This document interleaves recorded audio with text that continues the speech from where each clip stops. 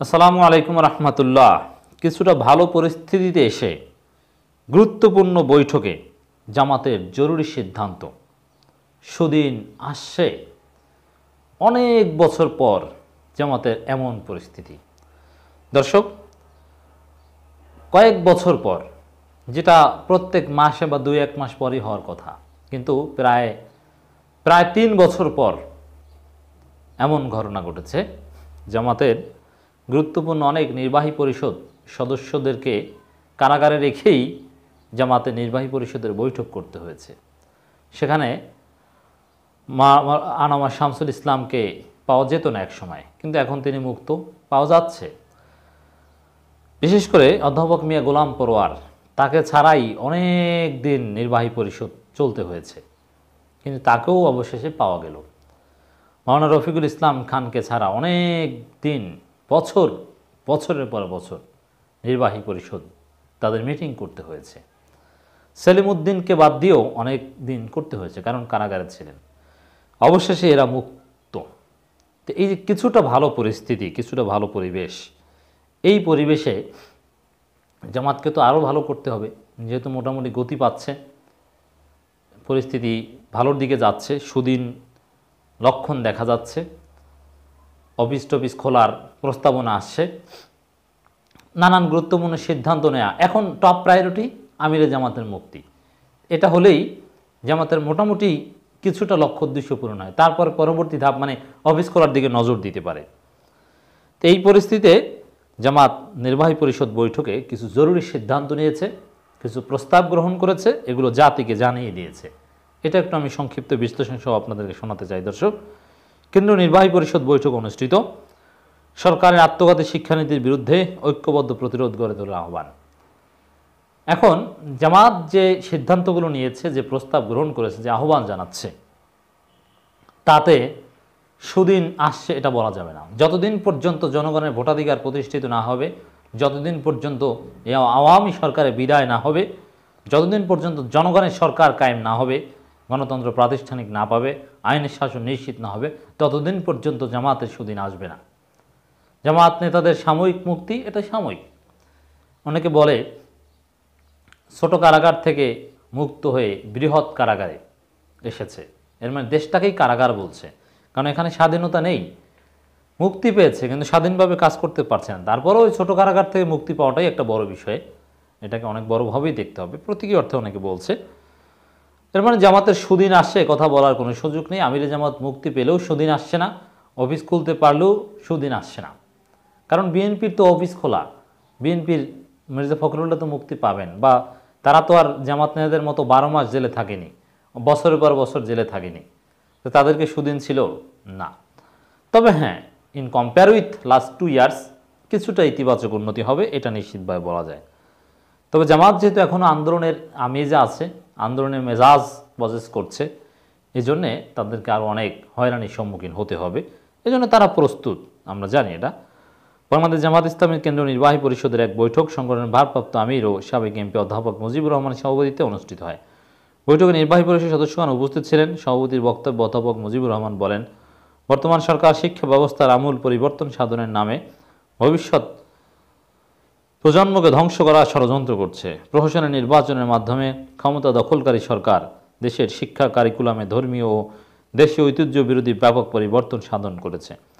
নৈতিক মূল্যবোধ ও ধর্মীয় চেতনা বিলোপ করে সেখানে শিশু শ্রেণী থেকে নাচ গান ও শিল্পের নামে অশ্লীলতা শিক্ষা দেওয়ার ব্যবস্থা করেছে। শিক্ষার মাধ্যমে জাতির ভবিষ্যৎ প্রজন্ম হয়ে ওঠে, অথচ বাংলাদেশের ভবিষ্যৎ প্রজন্ম ধ্বংস করার লক্ষ্যে জাতীয় আদর্শ জাতিসত্তা বিরোধী শিক্ষানীতির অবতারণা করা হয়েছে। তিনি আরও বলেন, মানে এই শিক্ষানীতি বিষয়ে জামাতের কঠিন সমালোচনা, যদিও এই শিক্ষানীতি বিষয়ে আমি ব্যক্তিগতভাবে এতটা সমালোচনা করি না যতটা সমালোচনা ইসলামপন্থীরা করে। চরমোনাই সবচেয়ে বেশি সমালোচনা করে। শিক্ষানীতির একটা বড় অংশকে বা মূল অংশটাকে আমি অ্যাপ্রিসিয়েট করি, এর সুফল পাবে জাতি। তবে সমালোচনা অনেক জায়গা রয়েছে। তবে জামাত যে পার্সপেক্টিভে সমালোচনা করে, স্পেশালি তারা বলেছে খাস করে এই যে নাচ গানের নামে অশ্লীলতা শেখানো অথবা সেই শরীফার গল্প ইত্যাদি, এগুলো তো আপত্তিকর। অতএব এই প্রশ্নগুলো একেবারে যৌক্তিক, কিন্তু একেবারে ঢালাওভাবে শিক্ষানীতি ভালো না আমি সেটা বলছি না। যেমন এই যে দেখেন এই এসএসসিতে গ্রুপ বাদ দিয়ে দেওয়া, আরও নানান বড় বড় সিদ্ধান্ত আছে, কাঠামোগত অনেক সংস্কার হয়েছে যেগুলো ইতিবাচক। তিনি আরও বলেন, এবং আরও বলবো যেটা যে আসলে এই শিক্ষাটা কর্মমুখী শিক্ষা, এখানে মুখস্থ বিদ্যার তেমন গুরুত্ব নেই, সৃজনশীলতার বিকাশ হবে, স্কিল ডেভেলপ হবে, আমি বিশ্বাস করি। তিনি আরও বলেন, ফ্যাসিস্ট সরকার নীতি আদর্শহীন ও চরিত্র বিধ্বংসী শিক্ষা কারিকুলাম জাতির ঘাড়ে চাপিয়ে দিয়ে কোমলমতি ছাত্রছাত্রীদের চরিত্র ধ্বংস করা গভীর ষড়যন্ত্র করছে। বাংলাদেশের শিক্ষানীতি হতে হবে বাংলাদেশের পার্সপেক্টিভ নেবে, হুবহু তো আর বিদেশিদেরটা কপি করলে হবে না, অনেক কিছু কপি করা যায়, কিন্তু দেশীয় অনেক সিস্টেমও থাকা দরকার। তো এই শিক্ষানীতির মধ্যে আমার মতে অনেক ভালো দিক থাকলেও জামাত যেটা বলেছে সেটার সাথে আমি একমত, যে চরিত্র ধ্বংস করার উপাদান রয়েছে অথবা চরিত্র হেফাজতের কার্যকর ব্যবস্থা নেই, এটা একটা বড় দুর্বলতা শিক্ষানীতির। বাংলাদেশের 92% মুসলমান এই শিক্ষা কারিকুলাম কোনো অবস্থাতেই মেনে নিবে না, মেনে নিতে বাধ্য হবে, কি করবে? আন্দোলন করলেও তো জামাত, চরমোনাই বিএনপি নেতাকর্মীদের ছেলে মেয়ে নাতিরা তো এই শিক্ষা কারিকুলামেই পড়ছে, এগুলো তো মানতে বাধ্য। দেশের শিক্ষা কারিকুলাম ট্রান্সজেন্ডার মতো সর্বনাশী এবং যৌন বিকৃতি সম্পন্ন বিষয়াদি যুক্ত করে সরকার মূলত মুসলিম জাতিসত্তার স্বকীয়তা নির্মূল করার এক ভয়াবহ ষড়যন্ত্রে লিপ্ত রয়েছে। দেখেন এইখানেও আরেকটু সুন্দরভাবে শব্দচয়ন করলে ভালো হতো, যেহেতু লিখিত একটা বিবৃতি। ট্রান্সজেন্ডার তো এটা তো এই আলোচনা তো ক্ষতিকর না, কিন্তু ট্রান্সজেন্ডারের নামে সমকামিতাকে উস্কে দেওয়া, এই ধরনের শব্দ ব্যবহার করলে আমার মনে হয় ভালো হতো, আরও বেশি ক্লিয়ার হতো। সপ্তম শ্রেণীর পাঠ্যপুস্তকে সন্নিবেশিত লিঙ্গ বিকৃতির মতবাদ আমাদের সন্তানদেরকে মূলত সমকামিতার মতো অনৈতিকতার দিকে ঠেলে দেবে, এই যে পারফেক্টলি বলেছে। তবে উপরের অংশটা শুধু ট্রান্সজেন্ডার নিয়ে আলোচনা করলে এটা ক্ষতিকর নয়।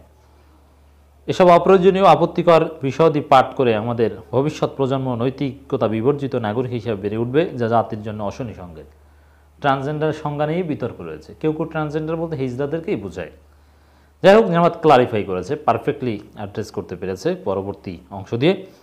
তিনি বলেন, জাতির ভবিষ্যৎ প্রজন্মকে অনৈতিক শিক্ষা দিয়ে তাদের চরিত্র ধ্বংস করার যে চক্রান্ত করা হয়েছে তা মেনে নেওয়া যায় না। এর মানে শিক্ষা কারিকুলামের বিরুদ্ধে জামাত ইসলামী তীব্র আন্দোলনের আহ্বান জানিয়েছে, প্রত্যাখ্যান করেছে। দর্শক, এবং এই সিদ্ধান্ত নেওয়া হয়েছে এবং ডাক্তার শফিকুর রহমানের মুক্তি দাবি করা হয়েছে। শুধু ডাক্তার শফিকুর রহমান নয়, আমির জামাত ডাক্তার শফিকুর রহমান সহ আটক সকল রাজনৈতিক নেতাকর্মী এবং আলেম ওলামাদের নিঃশর্ত মুক্তি দেওয়ার আহ্বান। এর মানে বিএনপি নেতাদের মুক্তির আহ্বান রয়েছে জামাতের এই আহ্বানের মধ্যে, নির্বাহী পরিষদের এই সিদ্ধান্তের মধ্যে।